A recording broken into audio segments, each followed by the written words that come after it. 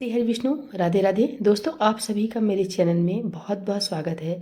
आज हम आपके लिए मनमोहक, दिल को छू लेने वाली पौराणिक कथा लेकर आए हैं कि जैसे भगवान अपने भक्त से कभी दूर नहीं रह सकते हैं, भक्त को भगवान के बिना चैन नहीं, वैसे ही भगवान को भी अपने भक्त के बिना चैन नहीं। तो आइए सुनते हैं पूरी कथा। बहुत समय पहले एक कसाई जात के सदनन नाम के एक भक्त हुए थे। बचपन से ही इनको भगवान के नाम और हरि कीर्तन में बहुत रुचि थी। भगवान का नाम उनके जीभ पर हमेशा रहता था। वे जात के कसाई थे, लेकिन बहुत दयालु थे। उनके हृदय दया से परिपूर्ण था। जीववत तो इनसे नहीं देखा जाता था। जीववत देखकर बहुत वे दुखी हो जाते थे, इसलिए वे स्वयं पशुवध कभी नहीं करते थे। आजीविका के लिए और कोई उपाय नहीं होने से वो दूसरों के यहाँ मांस लाकर बेचा करते थे। इस काम में भी उनका मन नहीं लगता था, लेकिन मन मार कर जाति व्यवसाय होने से करते थे। सदा नाम जप, भगवान के गुणगान और लीलामय पुरुषोत्तम के चिंतन में लगे रहते थे। सदना का मन श्री हरि के चरणों में रम गया था। रात दिन वे केवल हरि हरि करते रहते थे। भगवान अपने भक्त से कभी दूर नहीं रह सकते हैं। भक्त को जैसे उनके बिना चैन नहीं, वैसे ही भगवान भी भक्त के बिना चैन नहीं। सदना कसाई के घर में भगवान शालिग्राम रूप में विराजमान थे। सदना को इसका पता नहीं था। वे तो शालिग्राम को पत्थर का एक बाढ़ समझते थे और उनसे मांस तौला करते थे। एक दिन एक साधु सदना कसाई की दुकान के सामने से जा रहे थे। दृष्टि पड़ते ही साधु शालिग्राम जी को पहचान गए। मांस विक्रेता कसाई के यहाँ अपवित्र स्थल में शालिग्राम जी को देखकर साधु को बड़ा दुख हुआ। साधु सदना से मांग कर वे शालिग्राम को ले गए। सदना ने भी प्रसन्नतापूर्वक साधु को अपना चमकीला बाण दे दिया। साधु बाबा कुटिया पर पहुँचे। उन्होंने विधिपूर्वक शालिग्राम जी की पूजा की, परंतु भगवान को न पदार्थों की अपेक्षा है और न मंत्र या विधि की। वे तो प्रेम के भूखे हैं, प्रेम से रिश्ते हैं। रात में उन साधु को स्वप्न में भगवान ने कहा, तुम मुझे यहाँ क्यों ले आए हो? मुझे तो अपने भक्त सदना के घर में बहुत सुख मिलता है। जब वह मांस तौलने के लिए मुझे उठाता है, तब उसके शीतल स्पर्श से मुझे अत्यंत आनंद मिलता है। मुझे उसके तराजू में झूले बिना नींद नहीं आती है। अब वह मेरा नाम लेकर कीर्तन करता था, नाचने लगता था, तब आनंद के मारे मेरा रोम रोम पुलकित हो जाता था। तुम मुझे वहीं छोड़ दो। मुझे सदना के बिना एक क्षण चैन नहीं पड़ता। साधु महाराज जगे। उन्होंने शालिग्राम जी को उठाया और सदना के घर जाकर उसे दे आए। साधु ही उसको भगवत कृपा का महत्व भी बता आए। सदना को जब पता लगा कि उनका यह बटखरा तो भगवान शालिग्राम है, तब उन्हें बड़ा पश्चाताप हुआ। वे मन ही मन कहने लगे, देखो मैं कितना बड़ा पापी हूँ। मैंने भगवान को निरादर पूर्वक अपवित्र मांस के तराजू का बाड़ बनाकर रखा। प्रभु अब मुझे क्षमा करें। अब सदना को अपने व्यवहार से घृणा हो गई। सदना कसाई शालिग्राम जी को लेकर पुरुषोत्तम क्षेत्र श्री जगन्नाथपुरी को चल पड़े।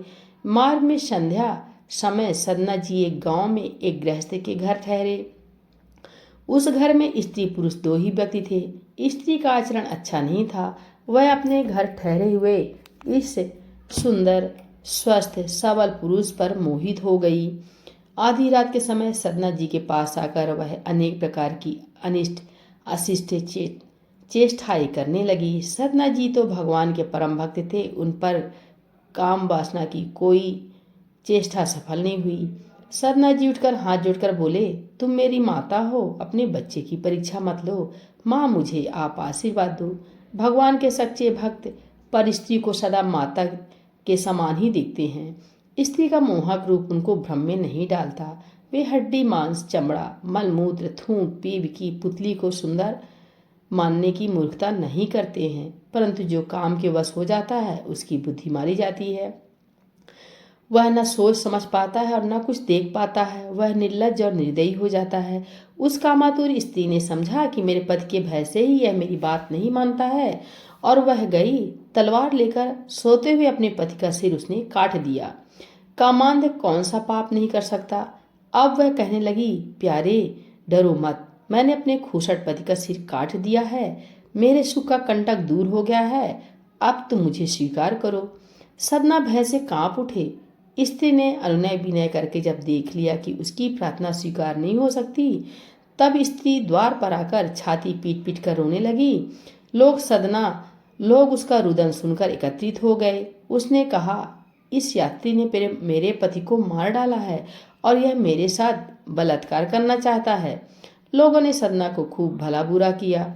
कुछ ने सदना को मारा भी, पर सदना ने कोई सफाई नहीं दी। मामला न्यायाधीश के पास पहुंच गया। सदना भक्त तो अपने प्रभु की लीला देखते हुए अंत तक चुप ही बने रहे। अपराध सिद्ध हो गया। न्यायाधीश की आज्ञा से सदना भक्त के दोनों हाथ काट दिए गए। सदना के हाथ कट गए। रुधिर की धारा चलने लगी। उन्होंने इसे अपने प्रभु की कृपा ही माना। उनके मन में भगवान के प्रति तनिक भी रोष नहीं आया। भगवान के सच्चे भक्त इस प्रकार निरपराध कष्ट पाने पर भी अपने स्वामी की दया ही मानते हैं। भगवान नाम का कीर्तन करते हुए सदना जगन्नाथपुरी चल पड़े। उधर पुरी में प्रभु ने पुजारी को सपने में आदेश दिया, मेरा भक्त सदना मेरे पास आ रहा है, उसके हाथ कट गए हैं, पालकी लेकर जाओ और उसे आदरपूर्वक ले आओ। पुजारी पालकी लेकर गए और आग्रहपूर्वक सदना को उसमें बैठा कर ले आए। सदना ने जैसे ही श्री जगन्नाथ जी को दंडवत करके कीर्तन के लिए भुजाएं उठाई, उनके दोनों हाथ पहले जैसे हो गए।